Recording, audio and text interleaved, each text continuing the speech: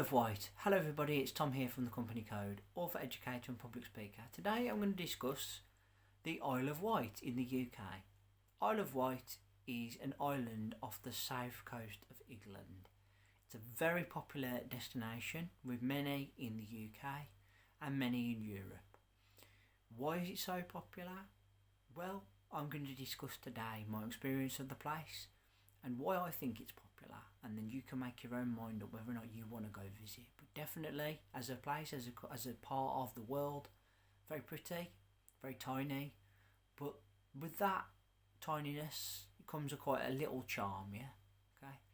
Isle of Wight was a very popular destination many years ago. I'm talking like around the times of Queen Victoria, so you're talking like the very late early 1900s, long time ago, yeah, very long time ago, generations ago if you think about it, that's like great grandparents for me, great grandparents, it's a long time ago. But back then, think about it, there was no such thing as the package holiday. Aeroplane wasn't invented till the early 1900s. Going abroad was something that the very rich did, and they were the only people that could afford it. The working class had absolutely no chance of ever affording anything like that, And, in the UK, we have a lot of what you call bank holidays. I know you have them in America and in other parts of the world too. You have days where you don't work. We call them bank holidays here, right? So back years ago, a bank holiday was like one of the big deals. It was a holiday. It was time off work. Most people probably couldn't afford to take holidays back then. So the big deal was a bank holiday. Isle of Wight was incredibly popular, as I said, with the royal family, like Queen Victoria back in those days. As a place, it's got like this really nice charm to it. Okay, so you go into the Isle of Wight, you'll drive down to the docks there. Your vehicle will go across on the ferry. Ferry will then negotiate the small bit of sea between the mainland and the island. You will dock at the island, and then you just savour the delights of the place. It's not particularly the biggest place in the world, but it's a small in terms of amount of people that live on the Isle of Wight, yeah?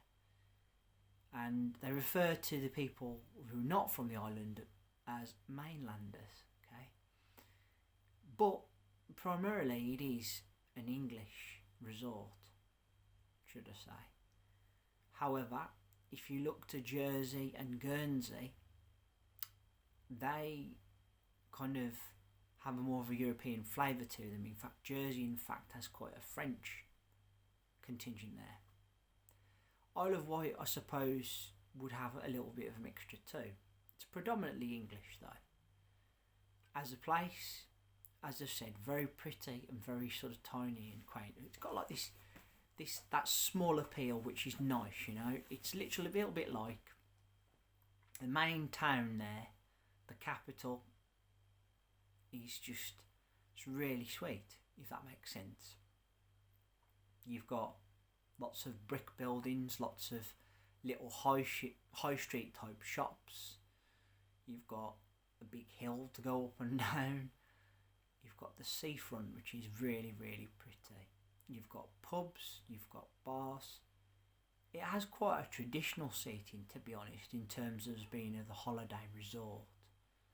And definitely appeals to all people. If you're somebody that's young, or younger should I say, if you go over in the summer, there is the Isle of Wight Festival. They have a music festival there every year, and it's probably one of the bigger things that goes on there, If you're not into that, you can observe the beautiful nature from higher up on the island, and obviously down on the beaches.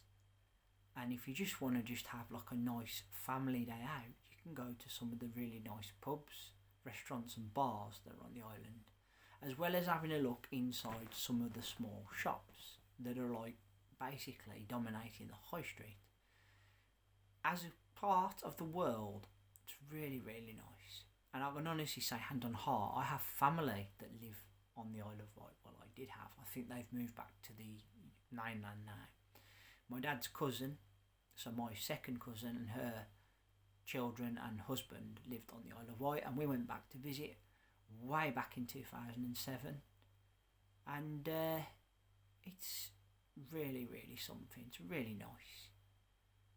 You know, really, really sweet place, but really, like, cute part of the world. So I say cute, it's a bit of a buzzword, but you know what I mean by that. And definitely, if you're looking for a different experience, if you're looking to stay in the UK, but go off the main part of England, Wales, Ireland and Scotland, explore one of the surrounding islands, experience the better weather, because obviously with it being on the south coast, it's a bit warmer than most parts, then you will really enjoy the Isle of Wight. Okay, go and have a look around. It's a really small island, so literally you probably wouldn't want to stay more than a couple of days, if I'm being honest, yeah. But what you will do is you will experience a slightly different twist on like British culture, in that they've made that place their own and got their own way like everybody else, and it is really nice. Definitely give it a visit, 100%. Guys, second of 3 videos this week. Thank you all ever so much for listening as always. Your time and energy spent here on my channel is so appreciated. I really appreciate you all. Thank you. Second of 3 videos. Put down in the comment section below, have you visited the Isle of Wight? Have you been to the Isle of Wight Festival? Is it somewhere you'd like to cry? Is it somewhere that doesn't appeal to you? What are your reasons? Let's hear what you have to say down in the comment section. Remember to hit that subscribe button down below and leave me a thumbs up and a like. And let's hear that bell sign go ding dong so you know when my next content's out. Until then, I want to say thank you all ever so much for listening as always. Your time and energy is so appreciated here on my channel. I'll be back with my 3rd and final video of the week in a couple of days' time. Until then, thank you all ever so much. Take care of yourselves and bye for now.